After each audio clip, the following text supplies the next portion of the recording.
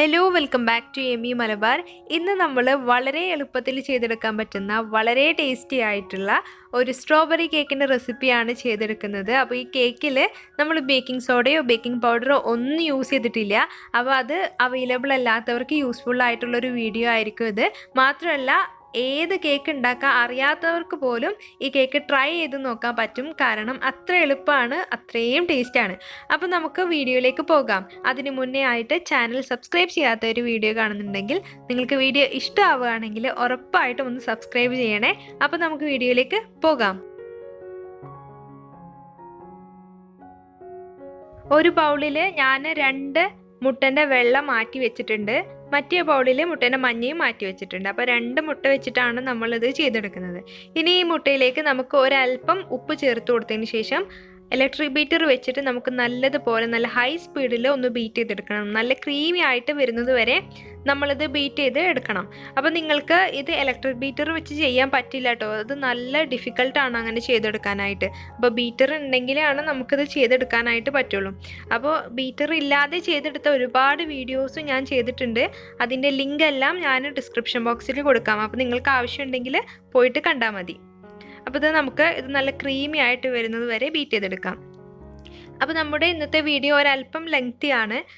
എല്ലാ ഡൗട്ട്സും ഒക്കെ ക്ലിയർ ചെയ്തിട്ടാണ് ഞാൻ ഈ വീഡിയോ പറയുന്നത്. അപ്പോൾ ഇത് ഇത്തിരി ബീറ്റ് ആയിട്ടുണ്ട്. ഇനി നമുക്കിതിലേക്ക് പഞ്ചസാര ചേർത്ത് കൊടുക്കാം. അപ്പോൾ ഞാനിവിടെ 1/4 കപ്പ് പ്ലസ് 2 ടേബിൾ സ്പൂൺ അളവിലാണ് മുഴുവനായിട്ട് പഞ്ചസാര എടുത്തിട്ടുള്ളത്. അതായത് പഞ്ചസാരയുടെ അളവ് പൊടിക്കാത്ത പഞ്ചസാര. ഇനിയിപ്പോൾ നിങ്ങൾ പൊടിച്ച പഞ്ചസാരയാണ് എടുക്കുന്നതെങ്കിൽ 1/2 കപ്പ് വരെ നിങ്ങൾക്ക് പഞ്ചസാര ചേർക്കാം. 1/2 കപ്പിൽ കൂടുതൽ പൊടിച്ച പഞ്ചസാര ചേർക്കരുത്. അപ്പോൾ പഞ്ചസാര കുറച്ചായിട്ട് നമുക്ക് ഇതിലേക്ക് ചേർത്തിട്ട് നല്ല ക്രീമായിട്ടുള്ള ഒരു പരുവായിട്ട് മാറ്റാം. അപ്പോൾ 1/4 കപ്പ് ചേർത്ത് കൊടുത്തു. ഇനി ബാക്കി നമുക്ക് 2 ടേബിൾ സ്പൂൺ കൂടി പഞ്ചസാര ഇതിലേക്ക് ചേർത്ത് കൊടുക്കാം. അപ്പോൾ ഞാൻ ഒരുപാട് സ്ട്രോബെറി കേക്കിൻ്റെ ട്യൂട്ടോറിയൽസ് നോക്കിയിട്ടാണ് എനിക്ക് ഈ ഒരു റെസിപ്പി കിട്ടിയത്. ഇത് വളരെ ടേസ്റ്റിയാണ്. നിങ്ങൾ ഉറപ്പായിട്ടും ട്രൈ ചെയ്ത് നോക്കണം. കാരണം നമ്മൾ ഇതിൽ സ്ട്രോബെറി ഫ്രഷ് ആയിട്ടാണ് ചേർക്കുന്നത്. അപ്പോൾ ഒരു ഫ്രഷ് സ്ട്രോബെറിൻ്റെ ഫീല് കൂടി കിട്ടുമ്പോൾ ഈ കേക്കിൻ്റെ ടേസ്റ്റ് വേറെ ലെവലിൽ പോവുകയാണ്. അത്രയ്ക്ക് ടേസ്റ്റാണ്. ഞാൻ അത്രയും റെക്കമെൻഡ് ചെയ്യുകയാണ് നിങ്ങളിത് ഒരു തവണയെങ്കിലും ഈ ഒരു കേക്ക് ട്രൈ ചെയ്ത് നോക്കണം. അപ്പോൾ നമ്മുടെ മുട്ടൻ്റെ വെള്ളം നല്ലതുപോലെ ബീറ്റായി വന്നിട്ടുണ്ട്. ഇനി നമുക്ക് മുട്ടൻ്റെ മഞ്ഞ എടുക്കാം. അതിലേക്ക് ഞാൻ സ്ട്രോബെറി എസെൻസ് ചേർത്ത് കൊടുക്കുന്നുണ്ട്. ഈ ഒരു എസെൻസ് എന്ന് പറയുമ്പോൾ നമ്മുടെ നാട്ടിൽ കിട്ടുന്ന എസെൻസ് ചേർത്ത് കഴിഞ്ഞാൽ മുഴുവനായിട്ട് ഒരു റോസ് കളറായി മാറും. പക്ഷേ ഇത് ചേർത്താൽ അങ്ങനെ ഒന്നുമില്ല. ഇത് കുലിനറി എസെൻസ് ആണ്. സ്ട്രോബെറിൻ്റെ ഫ്ലേവർ ഉണ്ടാവും, പക്ഷെ കളർ വ്യത്യാസമൊന്നും ഉണ്ടാകില്ല. ഇനിയിപ്പോൾ നമ്മുടെ നാട്ടിൽ കിട്ടുന്ന സാധാ സ്ട്രോബെറിൻ്റെ എസെൻസ് ചേർത്താലും യാതൊരു കുഴപ്പമൊന്നുമില്ല. ഇനിയിപ്പോൾ അതില്ലെങ്കിൽ നിങ്ങൾക്ക് വാനില എസെൻസ് ചേർത്ത് കൊടുത്താലും മതി. കാരണം നമ്മൾ സ്ട്രോബെറി ഇതിലേക്ക് ചേർക്കുന്നത് കൊണ്ട് എന്തായാലും സ്ട്രോബെറിൻ്റെ ഫ്ലേവർ നമ്മുടെ കേക്കിലേക്ക് വരും. ശേഷം നമുക്ക് 1/2 കപ്പ് അളവിൽ മൈദ എടുത്തിട്ടുണ്ട്. അതിലേക്ക് 2 ടേബിൾ സ്പൂൺ അളവിൽ കോൺഫ്ലോർ കൂടി ചേർത്ത് കൊടുക്കാം. അപ്പോൾ എനിക്ക് ചെറുതായിട്ടൊരു മിസ്റ്റേക്ക് സംഭവിച്ചിട്ടുണ്ട് ഈ വീഡിയോയിൽ.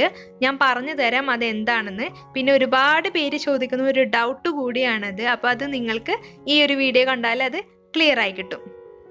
പിന്നെ എല്ലാ ഇൻഗ്രീഡിയൻസിൻ്റെ മെഷർമെൻറ്റും ഞാൻ ഡിസ്ക്രിപ്ഷൻ ബോക്സിൽ കൊടുക്കുന്നുണ്ട്. അപ്പോൾ നമ്മുടെ ഡ്രൈ ഇൻഗ്രീഡിയൻസ് ഫില്ല് ചെയ്ത് കൊടുത്തു. ഇനി നമുക്കിത് മുട്ടൻ്റെ മഞ്ഞയിലേക്ക് ചേർക്കണം. അപ്പോൾ അതിനായിട്ട് ഒരു അരിപ്പ് വെച്ച് കൊടുക്കുക. അതിലേക്ക് ഇട്ട് കൊടുത്തതിന് ശേഷം അരിച്ചിട്ട് വേണം ചേർക്കാനായിട്ട്.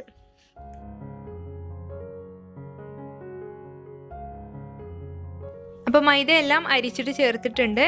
ഇനി നമുക്ക് ഇത് ഒരു വിസ്ക് വെച്ചിട്ടോ അല്ലെങ്കിൽ ഫോർക്ക് വെച്ചിട്ടോ നല്ലതുപോലെ ഒന്ന് മിക്സ് ചെയ്തെടുക്കാം. അപ്പോൾ മിക്സ് ചെയ്തെടുക്കുമ്പോൾ ഇത് നല്ല ഡ്രൈ ആയിട്ടുണ്ട്. അപ്പോൾ അതിൻ്റെ പേരിൽ നമുക്കിതിലേക്ക് പാല് ചേർക്കണം. അപ്പോൾ പാലാണെങ്കിലും മുട്ടയാണെങ്കിലും നിങ്ങൾ റൂം ടെമ്പറേച്ചറിലുള്ള പാലാണെങ്കിലും മുട്ടയാണെങ്കിലും എടുക്കാനായിട്ട് ശ്രദ്ധിക്കുക. അപ്പോൾ കേക്ക് ഉണ്ടാക്കുമ്പോൾ അങ്ങനെയുള്ള കുഞ്ഞു കുഞ്ഞു കാര്യങ്ങളൊക്കെ ശ്രദ്ധിച്ചാൽ തന്നെ നമുക്ക് നല്ല പെർഫെക്റ്റായിട്ട് കേക്ക് ഉണ്ടാക്കാൻ പറ്റും. അപ്പോൾ ഈ പാല് ഞാൻ ഫ്രിഡ്ജിൽ നിന്ന് എടുത്തിട്ട് ഒന്ന് ചെറുതായിട്ട് ചൂടാക്കിയിട്ട് അതിൻ്റെ തണുപ്പൊന്ന് കളഞ്ഞിട്ടുണ്ട്. വളരെ ചെറിയൊരു ചൂടുണ്ട് കേട്ടോ. അത് നമുക്കിതിലേക്ക് ചേർത്ത് കൊടുക്കാം. 1/4 കപ്പ് അളവിലാണ് പാൽ ഇതിലേക്ക് ചേർത്ത് കൊടുക്കുന്നത്.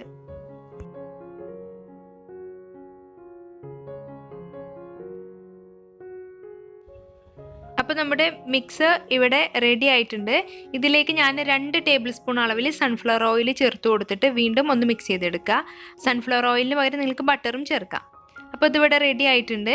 അപ്പോൾ ആദ്യം നമുക്ക് നമ്മൾ ബീറ്റ് ചെയ്ത് വെച്ച എഗ് വൈറ്റ് ഉണ്ടല്ലോ, അതിൽ നിന്ന് ഒരല്പം എടുത്തിട്ട് നമ്മൾ ഈ മിക്സ് ചെയ്ത് വെച്ച മൈദയിലേക്ക് ചേർത്തിട്ട് ജസ്റ്റ് ഒന്ന് മിക്സ് ചെയ്തെടുക്കാം. അത് എന്തിനാന്ന് വെച്ചാൽ ആദ്യം എനിക്ക് അറിഞ്ഞിട്ടുണ്ടായിരുന്നില്ല ഇത് എന്തിനാ ഇങ്ങനെ ചെയ്യുന്നത്. പിന്നെ ഞാൻ ഒരുപാട് സെർച്ച് ചെയ്ത് നോക്കി. അപ്പോൾ എനിക്ക് മനസ്സിലായ കാര്യം എന്താണെന്ന് വെച്ചാൽ നമ്മൾ ഈ എഗ് വൈറ്റ് നല്ല വെയിറ്റ് കുറഞ്ഞ ഒരു സംഭവമല്ലേ, വെയ്റ്റ്ലെസ് ആണ്. അപ്പോൾ അതിലേക്ക് നമ്മൾ കട്ടിയുള്ള സംഭവം ചേർക്കുമ്പോൾ അതാകെ താഴ്ന്നു പോകും. നമ്മൾ നല്ല രീതിയിൽ അതങ്ങ് പതപ്പിച്ച് വെച്ചിരിക്കല്ലേ. അപ്പോൾ അതില്ലാതിരിക്കാൻ വേണ്ടിയിട്ടാണ് നമ്മൾ ഒരല്പം എഗ് വൈറ്റ് ഇതിലേക്ക് എടുത്തിട്ട് ഈ മിക്സിൻ്റെ വെയിറ്റ് ഒരല്പം കുറച്ചിട്ട് നമ്മൾ ഇതിലേക്ക് ചേർക്കുന്നത്. അപ്പോൾ മനസ്സിലായല്ലോ, ആ എഗ് വൈറ്റ് അങ്ങ് താഴ്ന്നു പോകാതിരിക്കാൻ വേണ്ടിയിട്ടാണ് നമ്മളിങ്ങനെ ചെയ്തെടുക്കുന്നത്. അതേപോലെ തന്നെ നമ്മൾ മിക്സ് ചെയ്യുമ്പോഴും പതിയെ പതിയെ ഒരേ ഡയറക്ഷനിൽ മിക്സ് ചെയ്യുന്നതിൻ്റെ റീസണും അത് തന്നെയാണ്. ഇനി നമുക്ക് നമ്മുടെ മൈദൻ്റെ മിക്സ് ഇതിലേക്ക് ഒഴിച്ചു കൊടുത്തതിന് ശേഷം ഒരേ ഡയറക്ഷനിൽ നമുക്ക് സ്ലോ ആയിട്ട് അങ്ങ് മിക്സ് ചെയ്തെടുക്കാം.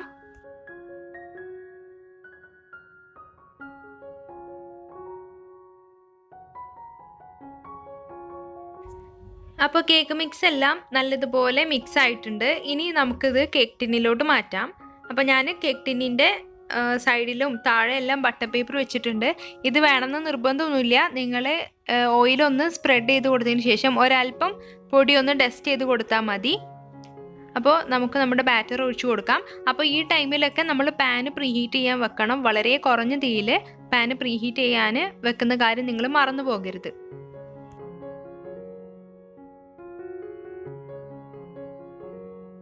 ബാറ്റർ ഒഴിച്ചു കൊടുത്തതിന് ശേഷം ഒന്ന് ടാപ്പ് ചെയ്ത് കൊടുക്കുക. അതിലുള്ള എയർ ബബിൾസ് ഒക്കെ ഒന്ന് പോകാൻ വേണ്ടിയിട്ടാണ് നമ്മളിങ്ങനെ ചെയ്തെടുക്കുന്നത്. അപ്പോൾ പാന് പ്രീഹീറ്റ് ചെയ്യാൻ വെച്ചിട്ടുണ്ടായിരുന്നു. അപ്പോൾ നന്നായിട്ട് പുകയൊക്കെ എടുക്കുന്നുണ്ടെങ്കിൽ അത് മുഴുവനായിട്ട് പോയിട്ട് നമുക്ക് നമ്മുടെ പാന്, അതായത് നമ്മുടെ കേക്ക് പാനിലേക്ക് വെച്ച് കൊടുക്കാം. എന്നിട്ട് കവർ ചെയ്തിട്ട് നമുക്കിതൊന്ന് കുക്ക് ചെയ്തെടുക്കാം. അപ്പോൾ ഇത് ബേക്ക് ചെയ്തെടുക്കാനുള്ള ടൈം 35 മിനിറ്റാണ്. വളരെ കുറഞ്ഞ തീയിൽ വെച്ചിട്ട് 35 to 45 മിനിറ്റ് അതിൻ്റെ ഉള്ളിൽ എന്തായാലും ബേക്കാവും. അപ്പോൾ ഇതാ നമ്മുടെ കേക്ക് നല്ല സൂപ്പറായിട്ട് ഇവിടെ റെഡി ആയിട്ടുണ്ട്. ഇനി നമുക്ക് ഒരു ടൂത്ത് പീക്ക് വെച്ചിട്ടൊന്ന് കുത്തി നോക്കാം. അപ്പോൾ കണ്ടില്ല, നല്ല ക്ലീൻ ആയിട്ടാണ് വന്നിട്ടുള്ളത്. അപ്പോൾ ഇത് നമ്മുടെ കേക്ക് ചൂടൊക്കെ മാറിയപ്പം ഈ ഒരു പോർഷൻ കുഴിഞ്ഞു പോയിട്ടുണ്ട്. അപ്പോൾ ഇതിൻ്റെ റീസൺ ഞാൻ പറഞ്ഞു തരാം. അപ്പോൾ ഒരുപാട് പേര് കമൻറ്റ് ചെയ്ത് ചോദിക്കാറുണ്ട്, കേക്ക് നല്ല രീതിയിൽ പൊങ്ങി വരും, പക്ഷെ കുറച്ച് കഴിഞ്ഞാൽ കാണാൻ അതങ്ങ് താഴ്ന്നു പോകുന്നു എന്നൊക്കെ. അതിനുള്ള കാരണം ഇതാണ്. ഇപ്പോൾ ഈ സ്ക്രീനിൽ കാണുന്നില്ലേ, നമ്മൾ നേരത്തെ എടുത്ത മൈദേൻ്റെ അളവ് അത് 1/2 കപ്പ് മുഴുവനും ഉണ്ടായിരുന്നില്ല. അപ്പോൾ മെഷർമെൻറ്റ് നല്ല ഇമ്പോർട്ടൻ്റ് ആണ്. അപ്പോൾ നിങ്ങൾ എടുക്കുമ്പോൾ അത് 1/2 കപ്പ് മുഴുവനായിട്ട് എടുത്തിട്ട് എക്സ്ട്രാ ഒരു 2 ടേബിൾ സ്പൂൺ കോൺഫ്ലോർ ചേർത്ത് കൊടുക്കാം. അപ്പോൾ നമുക്ക് ഈ ഒരു പ്രശ്നം വരില്ല. പിന്നെ ഈ കേക്ക് നല്ല സോഫ്റ്റാണ്. സോഫ്റ്റിനോ അല്ലെങ്കിൽ അടിവശം കരിയോ അങ്ങനെ ഒരു പ്രശ്നമൊന്നുമില്ല. ഈ ഒരു പ്രശ്നം മാത്രമേ ഉള്ളൂ. പിന്നെ ഇങ്ങനെ വരാനുള്ള വേറൊരു റീസൺ ടെമ്പറേച്ചറാണ്. അതായത് നമ്മൾ പാന് പ്രീഹീറ്റ് ചെയ്യാതെ വെച്ചാൽ ഇങ്ങനെ ഒരു പ്രശ്നം വരും. പ്രീഹീറ്റ് ചെയ്താലും ഞാൻ പറയുന്ന ഒരു ടൈം ഉണ്ടല്ലോ, ഒരു മിനിമം ഒരു 7 മിനിറ്റെങ്കിലും നമ്മൾ പ്രീഹീറ്റ് ചെയ്യാൻ വെച്ചിരിക്കണം. അപ്പം അതിൻ്റെ ടെമ്പറേച്ചർ വ്യത്യാസം വരുമ്പോഴും കേക്ക് ഇതുപോലെ കുഴിഞ്ഞു പോകും. അപ്പോൾ ആ കാര്യങ്ങളൊക്കെ ശ്രദ്ധിച്ചാൽ നല്ല പെർഫെക്റ്റ് ആയിട്ട് നിങ്ങൾക്ക് കിട്ടും. കേക്ക് ഐസിങ് ചെയ്യാനായിട്ട് ഞാനിവിടെ വിപ്പിംഗ് ക്രീം പൗഡറാണ് യൂസ് ചെയ്യുന്നത്. അപ്പോൾ ഞാനിതാ ഈ ഒരു ബ്രാൻഡിൻ്റെയാണ് യൂസ് ചെയ്യുന്നത്. ഞാൻ ആദ്യമായിട്ടാണ് യൂസ് ചെയ്യുന്നത്. അപ്പോൾ ഈ ഒരു പാക്കിൽ 4 കുട്ടി കുട്ടി പാക്കായിട്ടാണ് കിട്ടിയിട്ടുള്ളത്. ഒരു പാക്ക് 35 ഗ്രാമാണ്. അപ്പോൾ നമുക്ക് 4 പാക്കും ഇതിലേക്ക് യൂസ് ചെയ്യാം. അപ്പോൾ ഈ ഒരു ചെറിയ കേക്കിന് നമുക്ക് ശരിക്കും ഒരു 2 പാക്ക് മതി. പക്ഷെ ഞാൻ വേറൊരു ആവശ്യത്തിനും കൂടി വേണ്ടിയിട്ട് ഒരുമിച്ച് അങ്ങ് ബീറ്റ് ചെയ്തെടുക്കുന്നു എന്ന് മാത്രം. അപ്പോൾ ഞാനിവിടെ ആദ്യം 1 കപ്പ് അളവിൽ പാല് ചേർത്ത് കൊടുക്കുകയാണ്. ഞാനിവിടെ മൊത്തമായിട്ട് 1.5 കപ്പ് അളവിൽ പാല് ചേർത്ത് കൊടുക്കുന്നുണ്ട്. അപ്പോൾ ഞാൻ നല്ല തണുത്ത പാലാണ് യൂസ് ചെയ്തിട്ടുള്ളത്. അപ്പോൾ ഏത് വിപ്പിംഗ് ക്രീമിൻ്റെ പൗഡർ നിങ്ങൾ എടുക്കുകയാണെങ്കിലും ആ പാക്കിൻ്റെ ബാക്കിൽ അതിന് ഇൻസ്ട്രക്ഷൻ ഉണ്ടാകും. അപ്പോൾ ഓരോ ബ്രാൻഡിനും അതിനനുസരിച്ചിട്ട് വ്യത്യാസം ഉണ്ടാവും. അപ്പോൾ അതുപോലെ വേണം നിങ്ങൾ അത് വായിച്ചിട്ട് വേണം നിങ്ങൾ അതിനനുസരിച്ചിട്ട് ചെയ്തെടുക്കാനായിട്ട്. അപ്പോൾ ഈ വിപ്പിംഗ് ക്രീമിൽ ആദ്യം 2 മിനിറ്റ് വളരെ കുറഞ്ഞ സ്പീഡിലും പിന്നീട് ഒരു 5 മിനിറ്റ് നല്ല ഹൈ സ്പീഡിൽ ബീറ്റ് ചെയ്യാനാണ് പറയുന്നത്. അപ്പോൾ ഒന്ന് ബീറ്റ് ചെയ്യാം. അപ്പോൾ ക്രീം ഇവിടെ റെഡി ആയിട്ടുണ്ട്. ഇനി നമുക്ക് കേക്ക് അസംബിൾ ചെയ്ത് തുടങ്ങാം. അപ്പോൾ അതിനായിട്ട് കേക്ക് ബോർഡിൽ ഒരല്പം ക്രീം ആക്കിയിട്ട് അതിൻ്റെ മുകളിൽ കേക്കിൻ്റെ ഫസ്റ്റ് ലെയർ വെച്ച് കൊടുക്കുക. എന്നിട്ട് നമുക്ക് ഷുഗർ സിറപ്പ് കൊണ്ട് നന്നായിട്ടൊന്ന് വെറ്റ് ചെയ്ത് കൊടുക്കാം. ശേഷം നമുക്കതിൻ്റെ മുകളിലേക്ക് ക്രീം വെച്ചിട്ടൊന്ന് സ്പ്രെഡ് ചെയ്ത് കൊടുക്കാം. ഫസ്റ്റ് ലെയർ ക്രീം സ്പ്രെഡ് ചെയ്ത് കൊടുത്തതിന് ശേഷം സ്ട്രോബെറി ഇവിടെ കട്ട് ചെയ്തെടുത്തിട്ടുണ്ട്. അത് നമുക്ക് ഇതുപോലെ അങ്ങ് നിരനിരയായിട്ട് മുഴുവനായിട്ട് വെച്ച് കൊടുക്കാം. അപ്പോൾ നിങ്ങൾക്ക് സ്ട്രോബെറീൻ്റെ ക്രഷ് ആക്കിയിട്ട് വേണമെങ്കിൽ ചേർക്കാം. അതായത് പഞ്ചസാരയൊക്കെ ചേർത്തിട്ട് സ്ട്രോബെറി മിക്സിയുടെ ജാറിലിട്ടിട്ട് നന്നായിട്ട് അരച്ചെടുത്തിട്ട് അങ്ങനെയും ചേർക്കാം. പക്ഷേ എനിക്ക് ഒന്നും കൂടി ടേസ്റ്റ് ആയിട്ട് തോന്നിയത് ഇങ്ങനെ ചെയ്യുമ്പോഴാണ്. ശേഷം സെക്കൻഡ് ലെയർ വെച്ച് കൊടുക്കാം. ഷുഗർ സിറപ്പ് കൊണ്ട് വെറ്റ് ചെയ്ത് കൊടുക്കാം. ക്രീം വെച്ച് കൊടുക്കാം. അങ്ങനെ കേക്ക് മുഴുവനായിട്ട് കവർ ചെയ്തെടുക്കുക. അപ്പോൾ കേക്ക് ക്രീം വെച്ചിട്ട് കവർ ചെയ്തെടുക്കുന്ന വീഡിയോ ഒരുപാട് വീഡിയോസിൽ ചെയ്തുകൊണ്ട് എൻ്റെ റെഗുലർ വ്യൂവേഴ്സിന് അതൊരു ബോറടി ആയിരിക്കും. അപ്പോൾ അതിൻ്റെ പേരിൽ ഞാൻ ഇങ്ങനെ ഐസിങ് ചെയ്തെടുക്കുന്ന കാര്യങ്ങളൊന്നും ഡീറ്റെയിൽ ആയിട്ട് പറയുന്നില്ല. അപ്പോൾ നമ്മുടെ കേക്ക് ഇവിടെ ഓൾമോസ്റ്റ് റെഡി ആയിട്ടുണ്ട്. അപ്പോൾ ഒരു സ്ക്രേപ്പർ വെച്ചിട്ട് ഒന്ന് ലൈൻ ചെയ്ത് കൊടുത്തിട്ടുണ്ട്. ശേഷം ഒരു ഡിസൈനായിട്ട് നമുക്ക് സ്ട്രോബെറി ഇതുപോലെ അങ്ങ് വെച്ച് കൊടുക്കാം. അപ്പോൾ ഇത്രയേ ഉള്ളൂ, നമ്മുടെ കേക്ക് ഇവിടെ റെഡി ആയിട്ടുണ്ട്. ഇനി നമുക്ക് ഇതിൻ്റെ മുകളിലേക്ക് സ്ട്രോബെറി കൂടി ഒരു ഡിസൈനായിട്ട് വെച്ച് കൊടുത്തതിന് ശേഷം നമുക്ക് നന്നായിട്ടൊന്ന് തണുപ്പിച്ചിട്ട് കട്ട് ചെയ്തെടുക്കാം. അപ്പോൾ എല്ലാവർക്കും ഇന്നത്തെ വീഡിയോ ഇഷ്ടമായി എന്ന് വിശ്വസിക്കുന്നു. വീഡിയോ ഇഷ്ടമായാൽ ലൈക്ക് ചെയ്യുക, ഷെയർ ചെയ്യുക. പിന്നെ എന്തെങ്കിലും ഡൗട്ടൊക്കെ ഉണ്ടെങ്കിൽ താഴെ കമൻറ്റ് ചെയ്യുക. അപ്പോൾ ഇനി അടുത്ത പുതിയ റെസിപ്പി ആയിട്ട് കാണുന്നത് വരേക്കും ടേക്ക് കെയർ, ബൈ.